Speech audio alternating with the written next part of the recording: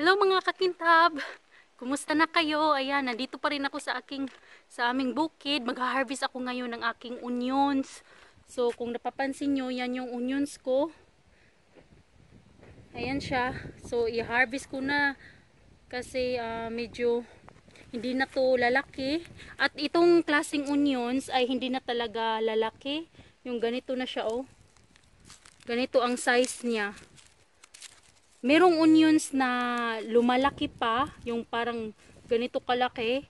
Kaso lang, itong onions na to ay ganito lang talaga ang size ng onions na ito. So, i-harvest ko na siya kasi magpo-frozen na.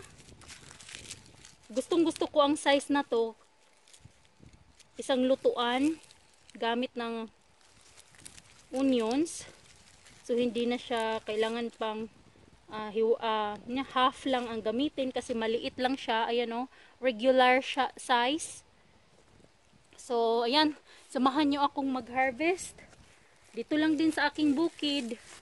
Ganito lang ako mag-harvest. Yan lang. Harvest lahat.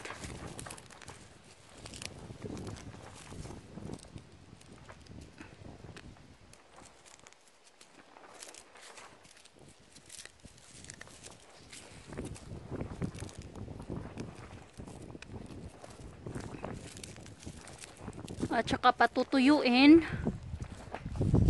Mamaya kukunin ko to. Pag matuyo na, gaganyan lang.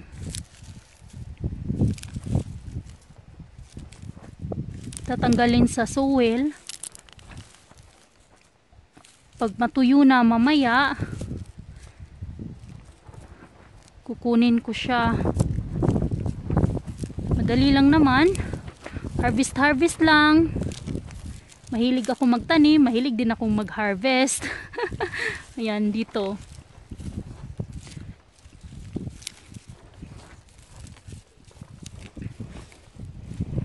Ito yung onion leaves or spring onions. Harvest ko rin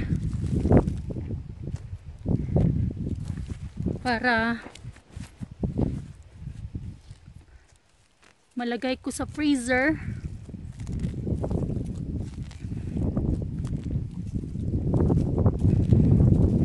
Ito hindi na patutuyuin.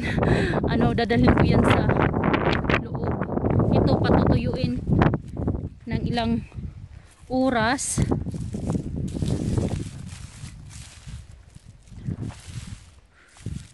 Para matanggal yung mga soil na nakadikit. Ayan, magandang klaseng onions na to. Nung last year, nagtanim ako ng malaki nito. Kaso lang, pag malaki yung tinatanim, nagka-crack siya sa katagalan. Kaya humanap ako ng ibang onions na gagamitin ko lang na isang lutuan, isang piraso. At ayan o, hindi siya nagka-crack. Yan lang. Dito sa kabila, meron din kunti. Yan siya. Harvest ko rin to. Kunting nag-grow dito.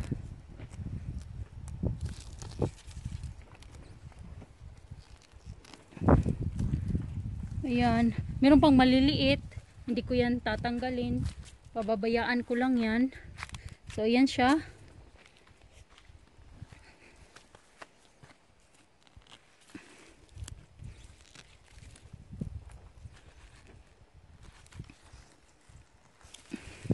Ito, ayan, tingnan nyo, nag-ano na siya, meron ng, ang tawag yan, puti na onion, pero onion leaves yan.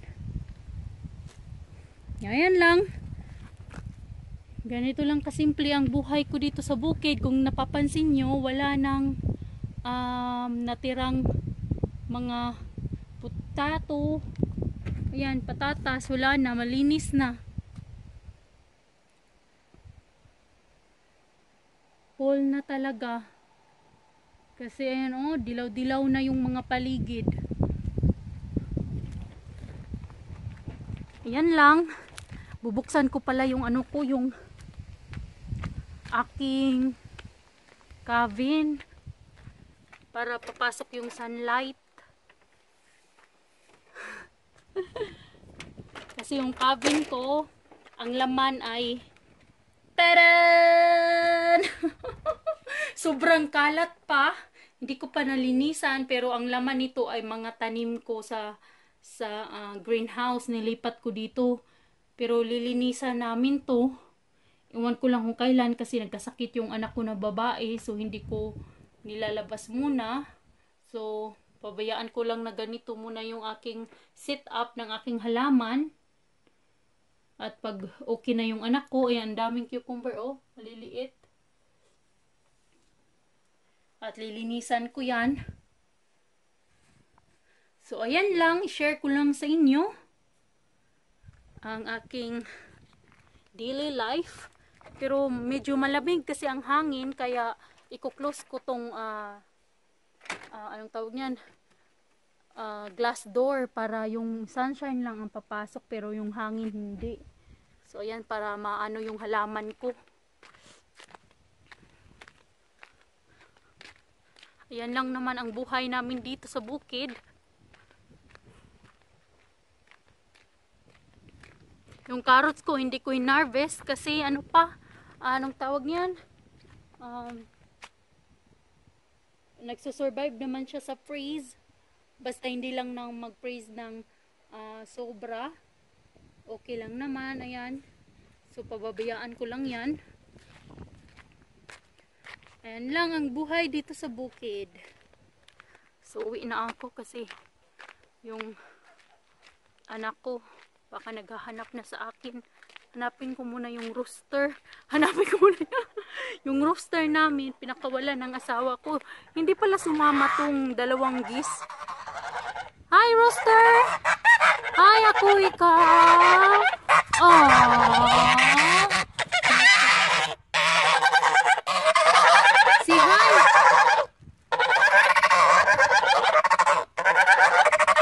What happened? They like to go out, pero hindi sila pwedeng lumabas kasi kahit saan na lang sila pumupunta, gumagala. Kaya hindi namin nilalabas. Rooster! Ay, kiw, no, don't come in the back. Aww.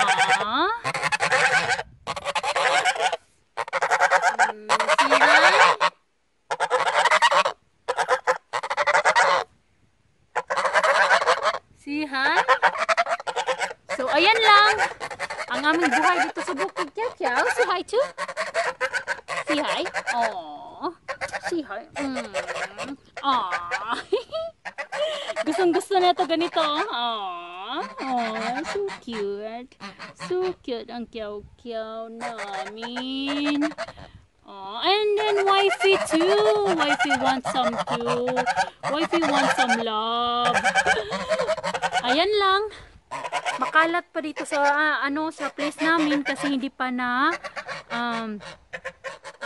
talaga yung tawag niyan, na-arrange ba kasi bago pa lang. I'm hoping next year maayos din kunti-kunti para naman ay maganda tingnan. So ayan na, hapon na mga kakintab, o gabi na pala, mag-aalas 9 na ng gabi. Tingnan nyo yung langit. Kakaiba yung langit ngayon. Kukunin ko na yung aking onions na hinarvest kanina.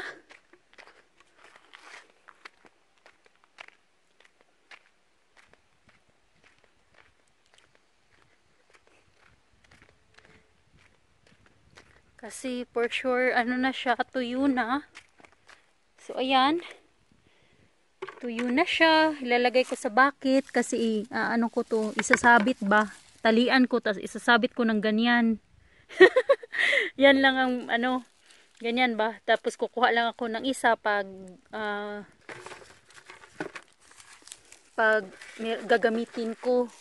So ayan lang. Lagay ko muna dyan lahat. para matalian ko. At saka yung wala ng ano, yung mga ganito na maliliit, wala na. Ito yung gagamitin ko una. At saka yung mga ganito, isasabit ko lang. Yan lang. Oops.